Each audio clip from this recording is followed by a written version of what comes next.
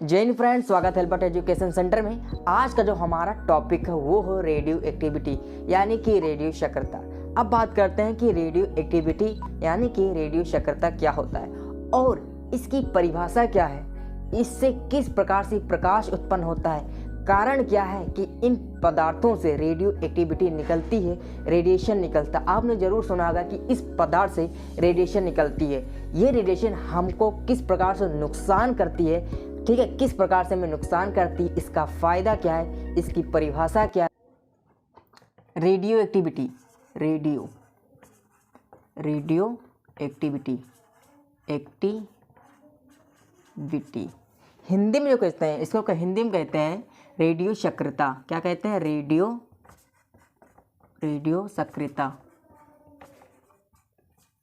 सक्रियता, ठीक है, हिंदी में बोलते हैं रेडियो सक्रियता, ठीक है।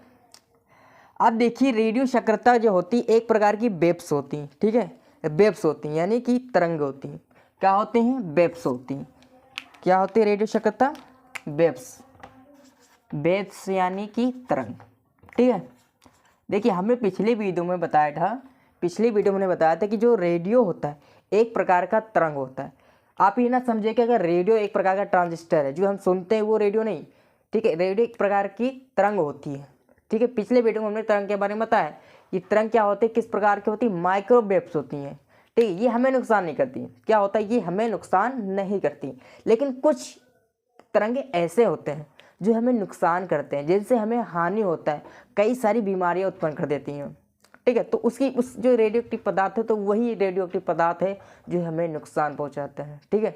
तो जो रेडियो सक्रियता है यानी कि वेव्स तरंग है, ये एक प्रकार की माइक्रोवेव होती है, क्लियर। ये हमें नुकसान नहीं करती। आपने देखा होगा जो इस प्रकार के माइक्रोफोन होते हैं, ठीक है। आपने यूट्यूब पे कुछ टीचर ऐसे मिलते हैं जो माइक्रोफोन लगाए रहते हैं, उनमें से क्या होता है, माइक्रोवेव्स निकलते हैं, ठीक है, माइक्रोवेव्स निकलते हैं। लेकिन ये माइक्रोवेव्स होती हैं, जिन माइक्रोफोन से निकलते हैं, ये हमें नुकसान नहीं करती। लेकिन कुछ पदार्थ होते हैं जो हमें नुकसान करते हैं, जैसे कि अगर मान लीजिए ये कोई पदार्थ है, ये क्या बॉन्ड है कुछ, ठीक है, ये कोई पदार्थ है, ठीक है, ये कोई पदार्थ है। अगर इनसे अल्फा बीटा गामा यानी कि अल्फा बीटा और गामा इस प्रकार से रेडिएशन यानी कि किरणें निकलने लगें, तो ये क्या होते हैं, हमें नुकसान करती हैं। लेकिन जो अल्फा होता है, अल्फा हमें उतना नुकसान नहीं करता, ठीक है, अल्फा उतना नुकसान नहीं करता। बीटा भी हमें उतना नुकसान नहीं करता है। लेकिन हमने पढ़ा है कि जो गामा किरणें होती हैं ये बहुत डेंजरस होती हैं। एक्स किरणें और गामा किरण ये बहुत डेंजरस होती हैं, ठीक है। क्या होता है? वो डेंजरस होती है, ये हमें नुकसान करती हैं, ठीक है। जैसे कि आप देख रहे हैं कि राजस्थान में रावत भाटा जिस प्रकार से है, जहाँ पर परमाणु जनित क्रियाएँ कराई जाती हैं, ठीक है, वहाँ पर क्या होता है कि ये सारी किरणें निकलती रहती हैं। जहाँ पर रावत भाटा होता है, परमाणु जनित क्रियाएँ कराई जाती हैं, वहाँ पर रेडिएशन इस प्रकार से किरणें निकलती रहती हैं और इनसे क्या होता है, हमें नुकसान होता है।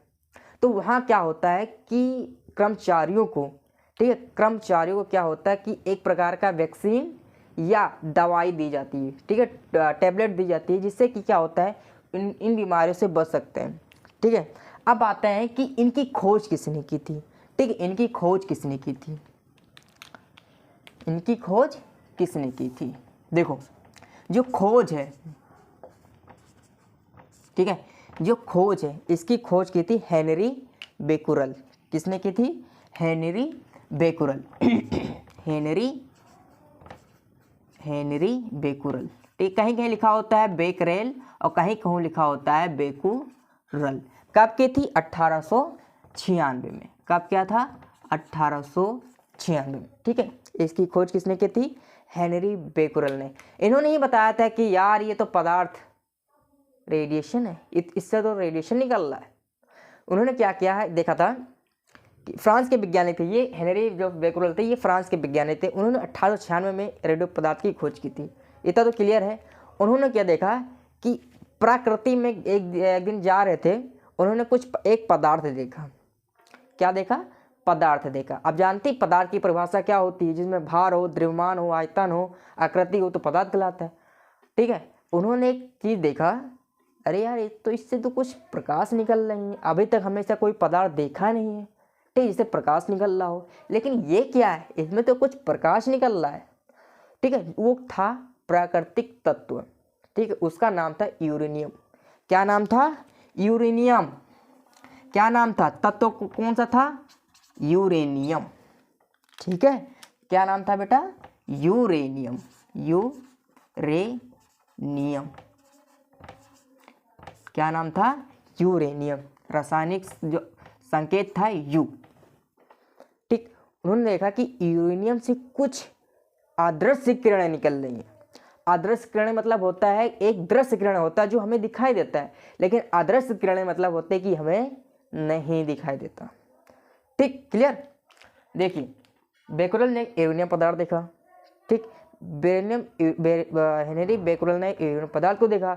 उन्होंने देखा कि कुछ आदर्श किरणें निकल रही हैं, ठीक है, आदर्श किरणें निकल रही हैं, और ये आदर्श किरणें क्या होते हैं? हमें नुकसान करती हैं, ठीक है। तो उन्हें क्या नाम दिया? Radio activity. क्या नाम दिया? Radio activity. और ये तत्व का क्या नाम हुआ? रेडियो एक्टिविटी तत्व, क्लियर। जिन तत्वों से रेडियो एक्टिविटी पदार्थ निकलता हो, जिस पदार्थ से रेडिएशन निकलता हो, उन्हें रेडियो एक्टिविटी तत्व कहता है, ठीक है। लेकिन इस घटना को क्या कहते हैं हम? रेडियो एक्टिविटी, यानी कि रेडियो सक्रियता, क्लियर।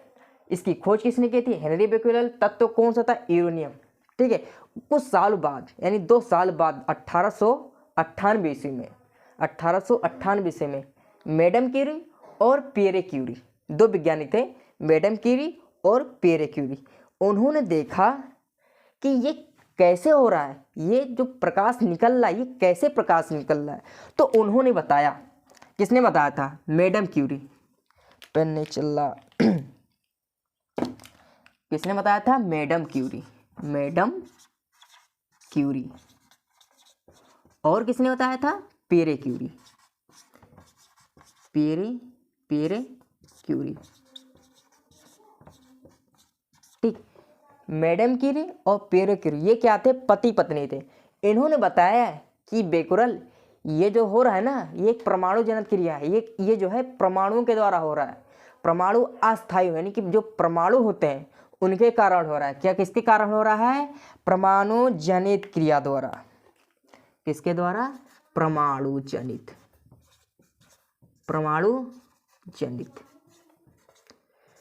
ठीक, क्लियर। उन्होंने बताया कि मैडम क्यूरी और पियरे ने बताया बेकुरल को कि बेकुरल, जो ये किरण निकल रही है, किसके कारण निकल रही है तुमको पता है? ये परमाणु जनित क्रिया है, इन्हीं के द्वारा ये रेडिएशन निकल रहा है, और ये रेडिएशन नुकसान करती है, ठीक है। उसके बाद कुछ सालों बाद, 4 साल बाद, ठीक है, 4 साल बाद एक वैज्ञानिक और आए। कि कौन आए? एक वैज्ञानिक और आए। क्या नाम था उनका? स्मिथ। उनका नाम था स्मिथ। उन्होंने बताया कि जो ये यूरेनियम है, यूरेनियम के खनिज पिंच ब्लेंड से यूरेनियम से भी ज़्यादा अधिक, यानी कि 4 गुना, कितना गुना? 4 गुना रेडिएशन निकलता है, जो बहुत खतरनाक होता है। पिंच ब्लेंड, ये बहुत खतरनाक होता है, इससे रेडिएशन की मात्रा बहुत अधिक निकलती है और ये नुकसान भी बहुत करते हैं, ठीक है। किसने बताया था? स्मिथ और मैडम क्यूरी, ठीक है, क्लियर। अब देखो ये कितने प्रकार के होते हैं कि रेडियो सक्रियता कितने प्रकार के होते हैं। क्या होता है? इनको 2 भागों में बांटा गया है। कितने भागों में बांटा गया है? 2 भागों में, ठीक है। कितने भागों में बांटा गया? 2 भागों में। एक था प्राकृतिक रेडियो सक्रियता और एक होता है कृत्रिम रेडियो सक्रियता, ठीक है। क्या होता है? एक होता है प्राकृतिक, एक होता है प्राकृतिक रेडियो सक्रियता,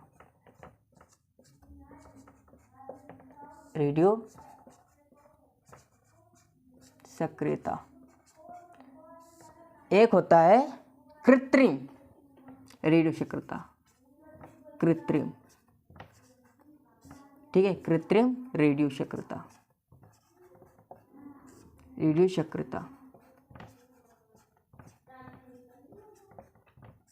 ठीक है।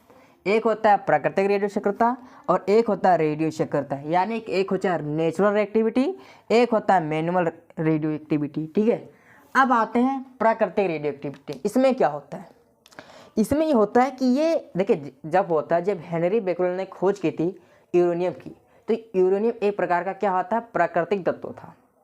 उस समय किसी को पता थोड़ी था कि रेडियो एक्टिविटी क्या है, तो उन्हें तो बताया था कि यूरेनियम एक प्रकार का प्राकृतिक तत्व है। प्राकृतिक है ना, ये यूरेनियम प्रकार का प्राकृतिक है। अब लेकिन है क्या प्राकृतिक रेडियो सक्रियता, कैसे पहचान गए ये रेडियो पदार्थ हैं, ठीक है। जो प्राकृतिक में तत्व जो प्राकृतिक में पाए जाते हैं, जो तत्व प्राकृतिक में पाए जाते हैं रेडियो एक्टिविटी वाले, तो उन्हें कहते हैं प्राकृतिक रेडियो एक्टिविटी तत्व। लेकिन जो बनाए जाते हैं, जो रेडियो एक्टिविटी तत्व पदार्थ बनाए जाते हैं, उन्हें कहते हैं मैनुअल एक्टिविटी या कहते हैं कृत्रिम रेडियो सक्रियता, ठीक है। जैसे कि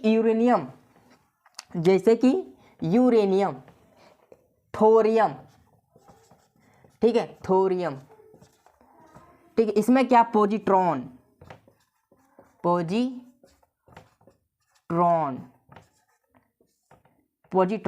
एक प्रकार का क्या है, ये कृत्रिम रेडियो एक्टिविटी है, और ये जो है नेचुरल एक्टिविटी है, ठीक है। क्लियर इतना।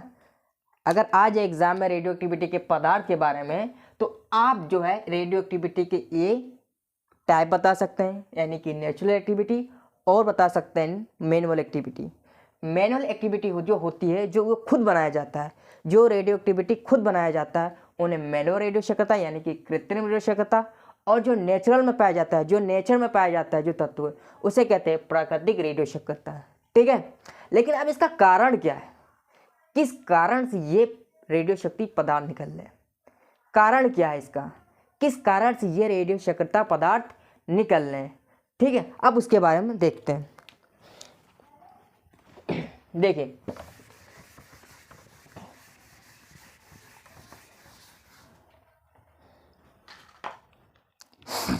देखिए कारण क्या है, आर ए रेडियो एक्टिविटी कारण क्या है, कारण। अब कारण देखते हैं हम, ठीक है। पहला कारण है भारी नाभिक। अब नाभिक तो जानते ही हैं क्या होता है, भारी नाभिक, ठीक है। नाभिक यानी जो पदार्थ का केंद्र है, परमाणु का केंद्र है, भारी नाभिक कहलाता है। जो भारी नाभिक होता है ये अस्थायी होता है, ठीक है, अस्थायी, ठीक है। क्या होता है, अस्थायी होता है, क्लियर। भारी नाभिक यानी कि जो पदार्थ है, इस पदार्थ की जो कक्षाएं हैं KLMN, ठीक है, ये कक्षाएं जो है, आप जानते हैं कि जो नाभिक होता है उसमें क्या होता है, P और N, क्या होता है, P और N। प्रोटॉन और न्यूट्रॉन, क्या होता है, प्रोटॉन और न्यूट्रॉन, क्या होता है, प्रोटॉन और न्यूट्रॉन। इन्हीं के कारण क्या होता है, भारी नाभिक होता है, ठीक है। लेकिन किसके कारण, किन अणु के कारण ये भारी नाभिक निर्माण होता है। देखिए परमाणु की अधिकता जब होगी पदार्थ में, जब परमाणु की अधिकता होगी तब भी परमाणु जो है यानी पदार्थ जो है उसका जो नाभिक है वो भारी हो जाएगा। लेकिन जब न्यूट्रॉन अधिक होगा तब भी भारी नाभिक होगा। लेकिन अब बात है किस अणु के कारण सबसे ज़्यादा भारी नाभिक होगा, किसके कारण सबसे ज़्यादा परमाणु जो नाभिक है वो भारी होगा। देखिए न्यूट्रॉन जी, देखिए बाबू, न्यूट्रॉन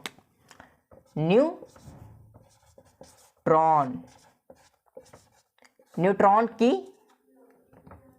अधिकता,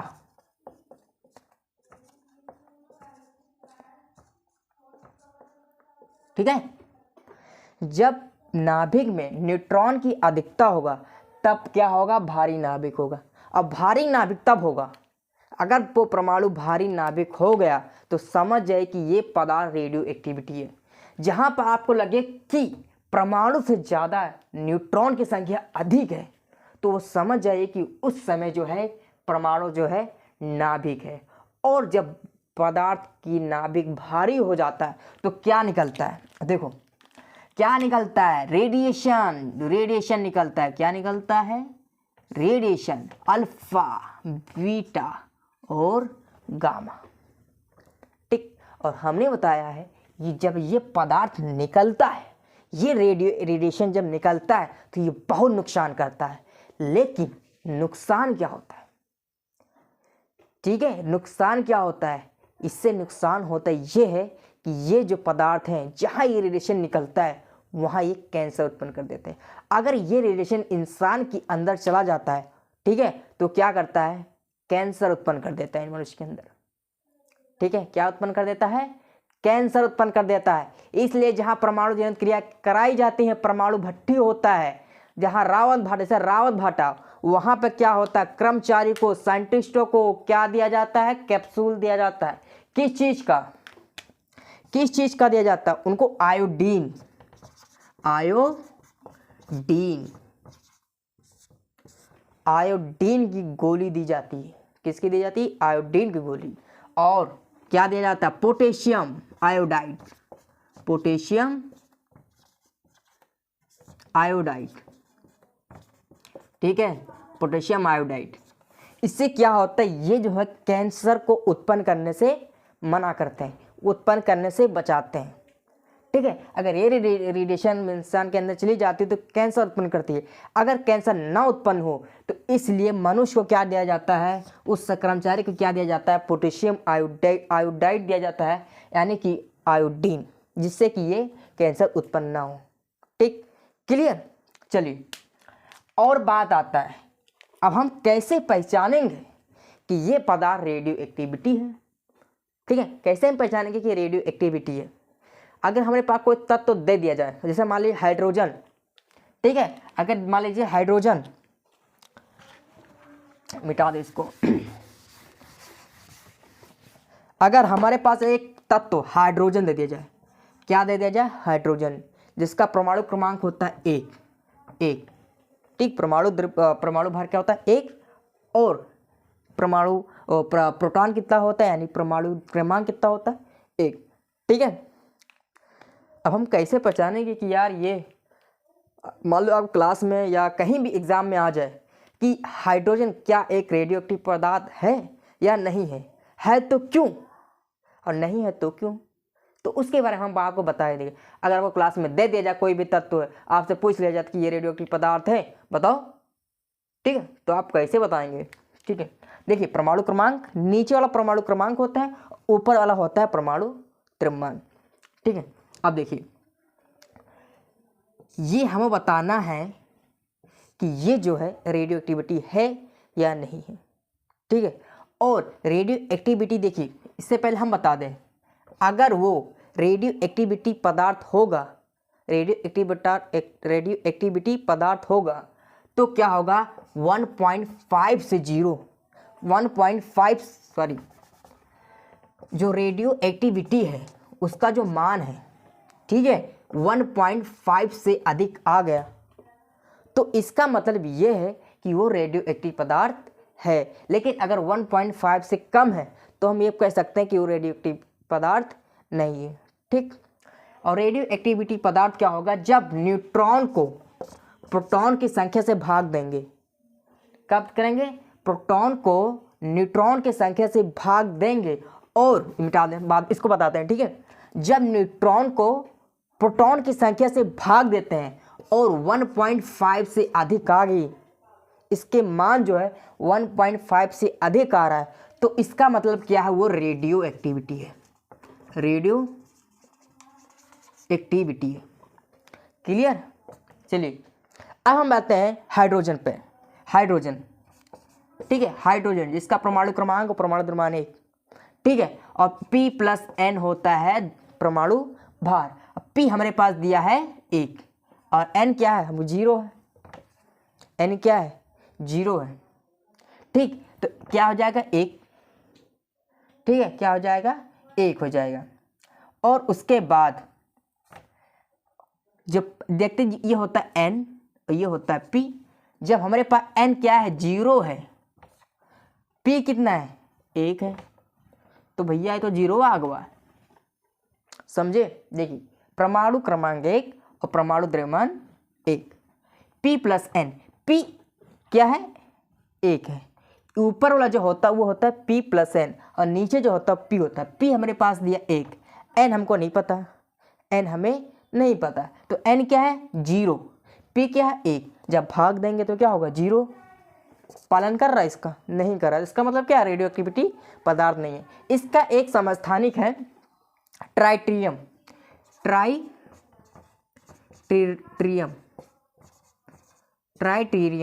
ठीक है, H13। अब हमको इसको बताना है कि ये रेडियो एक्टिविटी है या नहीं है।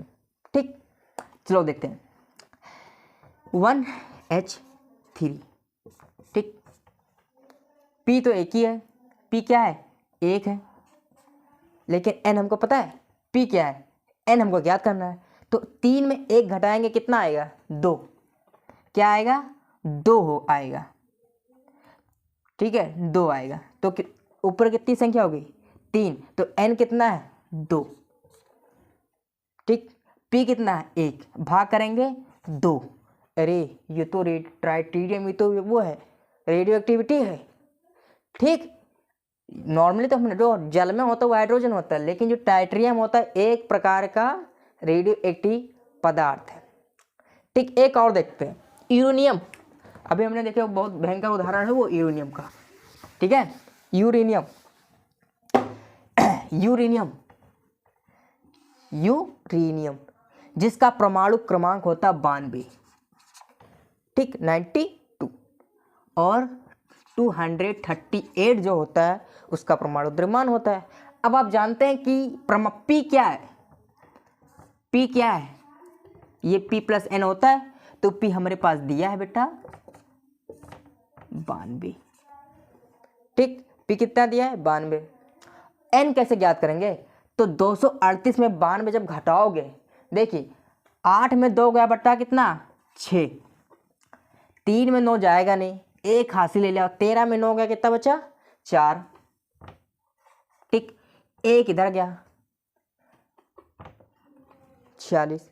अब क्या करेंगे 92 में 146 घटा देंगे, सॉरी 92 को 146 से भाग दे देंगे, ठीक है। अगर 1.5 से अधिक आ गया तो समझ जाइए कि ये रेडियो एक्टिविटी है, ठीक, रेडियो एक्टिविटी है। लेकिन अगर ये 1 पॉइंट से कम है तो ये रेडियो एक्टिविटी नहीं है। हालांकि ये रेडियो एक्टिविटी है, 1.5 से अधिक आना चाहिए। आप लोग भाग करके देख लीजिए, ठीक है, इसको से भाग कर दीजिए। अगर 1.5 से अधिक आ रहा तो इसका मतलब क्या है, वो रेडियो एक्टिविटी है। हालांकि वो रेडियो एक्टिविटी है ही है, क्योंकि ये एक प्रकार का यूरेनियम है, इसी का खोज बेकरल ने की थी। ठीक है, चलिए आगे बढ़ते हैं।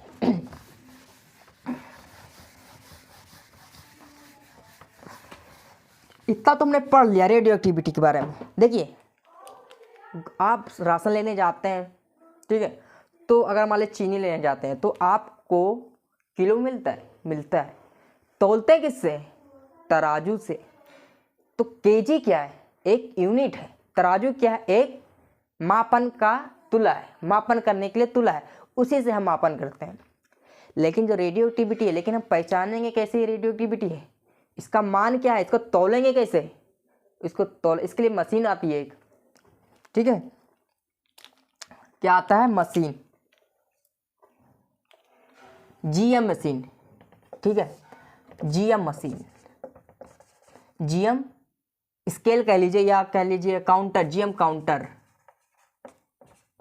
जीएम काउंटर जो होता है ये क्या कहता है, रेडियो एक्टिविटी नापने का यंत्र होता है। क्या होता है, यंत्र होता है रेडियो एक्टिविटी, यानी कि इसका क्या नाम है, गाइगर बोलते हैं, गाइगर, गाइगर मुलर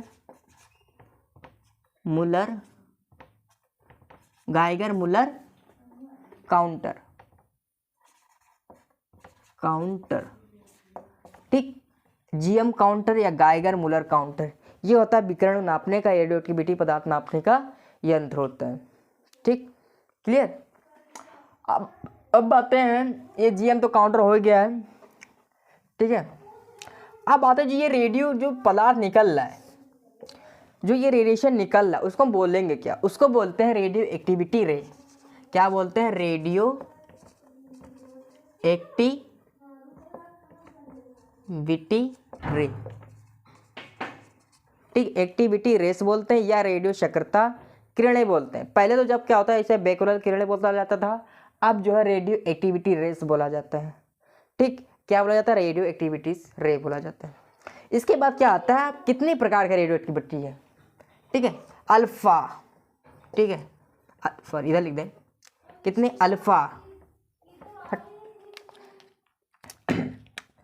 अल्फा, बीटा और गामा, ये रेडियो एक्टिविटी रे होती हैं। ठीक है, ये रेडियो एक्टिविटी क्या होता है? रेस होती है। ठीक है, रेडियो जो अल्फा किरणें होती है ये धनात्मक होती हैं, धनात्मक सूक्ष्म कणों से मिलकर बनी होती हैं, ये द्विआवेशित होती हैं। ठीक है, बीटा क्या होता है? ये ऋणावेशित होता है। क्या होता है? ऋणावेशित होता है। और जो गामा होता है ये भी क्या होता है? एक धनावेशित होता है